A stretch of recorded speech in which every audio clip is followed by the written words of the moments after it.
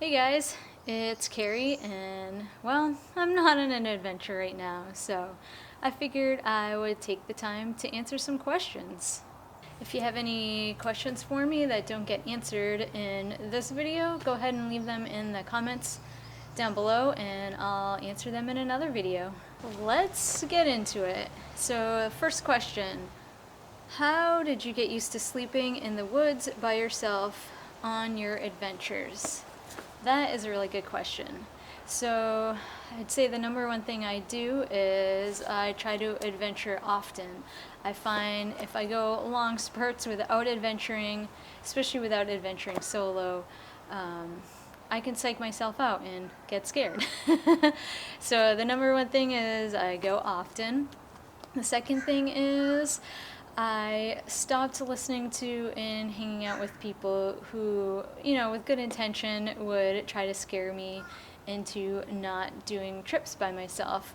They tell me about all the horrible things that were going to happen to me if I went out in the woods by myself, which can really play with your psyche. So I stopped listening to those people. I pretty much stopped hanging out with those types of people, and that helped a ton because I'd go out into the woods, and once it got dark, I'd be thinking about all those things that people said were gonna happen to me, and then my mind would start playing tricks on me. So I find the people you listen to and the people you hang out with make a huge difference in your life. I do also try to keep things in perspective.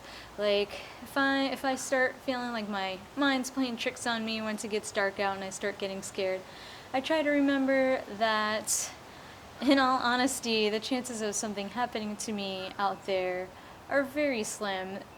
I probably have a higher chance of something happening to me out in the city or in town or whatever. So yeah, I try to keep that in mind when my brain starts making up things that could happen to me in the woods by myself. So two things. I made it a routine thing, which helped a lot. It really eased my fears. The more I got out there and did things alone, the more I felt comfortable and the less my mind would play tricks on me after it got dark. And the second thing is I made sure that I was no longer bombarded by people and people's voices telling me what was going to happen to me if I went out in the woods by myself. Stop listening to those people, maybe even stop hanging out with those people. It helped me a lot. Are you legit editing these vids at campsite every day? I wait until I get home from a trip and then I edit the videos on my computer. While I'm out on my trip, I don't want to have to be hassling with editing videos and stuff like that. It's time consuming enough just to take film while I am out on my adventures. And when I get into camp, I just want to relax and stuff. So I am not editing videos while I'm in camp. So next one, are you worried about the alligators while camping? So when I'm here in Florida, I don't really worry about alligators while I'm camping because generally I'm not camping near water or near wetlands or swamps. So no, not really. And then another question along those lines, someone asked, do you ever have to worry about alligators in those marshy areas? So I think they're referring to on my last bikepacking trip, I did go on trails that were going through swampy areas. I wasn't necessarily worried or scared, but I was definitely keeping my eyes open and super cognizant of my surroundings. And you better bet if I saw an alligator, I was definitely going to be giving it its space. I don't really want to be anywhere near them. But I wasn't super scared or anything like that, just pretty cognizant and my eyes were definitely open. Someone asked me, what is my bike? What bike do I have? So this year, end of last year, I got a Specialized Fuse Comp. It's a 29er hardtail with a 130 travel up front on the fork. And it has 2.6-inch width tires, which are pretty beefy. They work great here in Florida in some of those sandy conditions, but they do roll a little slow because they're so fat and grippy.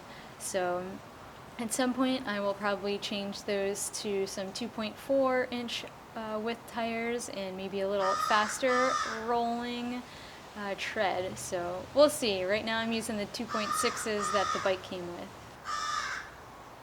Yeah, that bird's really annoying.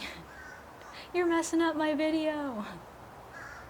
Someone asked, do you prefer bike packing over backpacking? Well, I mean, I wouldn't say I prefer one over the other. Recently, this winter, I've gotten into bike packing just because here in Florida, it's a good place to go bike packing in the winter, and there's some really nice little routes. But I wouldn't say I prefer one over the other. I definitely find bike packing a lot more challenging than backpacking. So maybe I prefer it for type 2 fun, I don't know. So you might ask, why do I find it more challenging? Well, with bike packing, you have to think about a lot more things. For one thing, you got to think about all the mechanical things that could happen. So you do have to have at least a little bit of knowledge about things that may go wrong and ways to fix those things or mitigate those things. So you got to be carrying some bike tools with you, spare tubes, bike pump, chain brake. So there is a little bit more to the bike packing aspect as opposed to backpacking. Also, I find I have to be a little more minimal when I am bike packing because the bike bags on my bike, liter-wise or capacity-wise, don't hold as much as my regular backpacking backpack. On my bike, the bike bags I have, they hold about 25 liters or so of stuff, capacity, and the backpack I use for backpacking holds about 50 liters. So I have about half the space on my bike. I do end up carrying a day bag, which helps mitigate for that, but I don't want to be carrying a ton in a backpack when I'm bike packing, so I do try to be pretty minimal when I bike pack, which makes it a little more challenging for me. As I mentioned, part of the challenge for bike packing is you could potentially have a mechanical debacle, which is a huge pain in the... yeah, I mean, I don't prefer one over the other. I find backpacking a little more relaxing, but I find bike packing a little more challenging and type 2 fun. I do enjoy the challenge, so I do plan on doing both this summer. So both backpacking trips and some bike packing trips this summer. So I enjoy both. They're different, but I enjoy both of them. So some folks want to know, what camera do I use? Well, I have a few cameras that I use currently. So when I first started out making videos, I was using a Canon G7X, which was just a little point-and-shoot camera that got me going. That was good. But now I currently use a Canon M50 with a 22mm lens and also a GoPro Hero 8. So when I'm out backpacking and hiking, those types of adventures, I mostly use the Canon M50 with that 22mm lens. And unless it's raining, then I will use the GoPro, but for those, I mostly use that M50 camera. Now on my bikepacking trips, it's really hard to pull out that camera all the time. I do still use that camera like in camp and for some special shots and stuff like that.